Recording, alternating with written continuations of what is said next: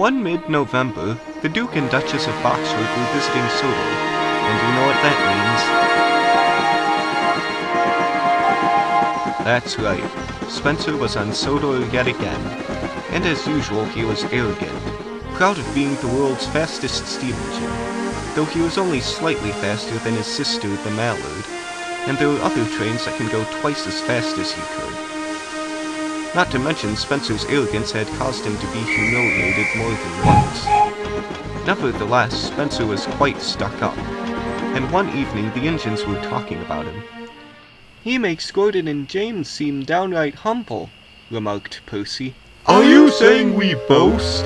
snapped Gordon and James in unison. "At least you don't have to share a shed with him," said Emily. "I'm glad I don't have to anymore. Though I feel bad for Arthur, Murdoch, and Harvey. They still have to put up with him." "Well, we have more important things to worry about than Spencer," said Edward. "My driver says that a snowstorm is coming tomorrow, as strange as it seems." And it did seem strange, since it was still November and no snow had come yet. It had snowed like that before, such as the year Donald and Douglas first came. Unfortunately, the twins were having overhauls, so the other engines had to help plow snow.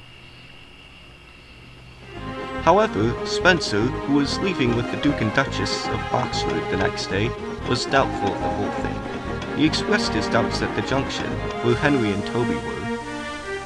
"If it snows at all, there shouldn't be more than a few inches. No problem for me," he boasted. "Don't get overconfident," warned Toby. "I've stuck in snow before," said Henry, "and just last winter icy rails, as well as rather troublesome trucks, almost caused me to have a bad accident." "Well, I'm not pulling trucks, just this one coach," replied Spencer, "and there's no ice or snow for now." And he puffed away in a dignified manner. "I guess he'll be learning the hard way," remarked Henrietta. Soon Spencer rushed through Edward Station, and as he came up Gordon's Hill, snow began to fall. "I guess they were right about the snow," he thought. However, he made it up the hill easily. He stopped at Cronk Station for a drink of water.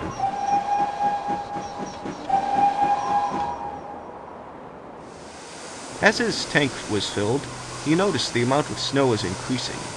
Now he began to worry as he set off again. "We should stop at the next station if we get there," said Spencer's driver. Unfortunately, they didn't. A few miles later, Spencer was stuck. Luckily, they stopped by a signal box. The guard told the signalman what had happened.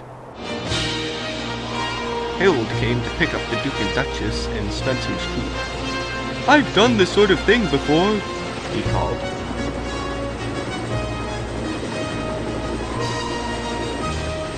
Later, the line was cleared, and Henry came to take him to the next station. "What is all this white stuff?" asked Henry. "Snow, of course," replied Spencer. "It couldn't be," replied Henry. "You said there would only be a few inches of snow, if it snowed at all." Spencer felt sheepish, and is now less doubtful of weather reports.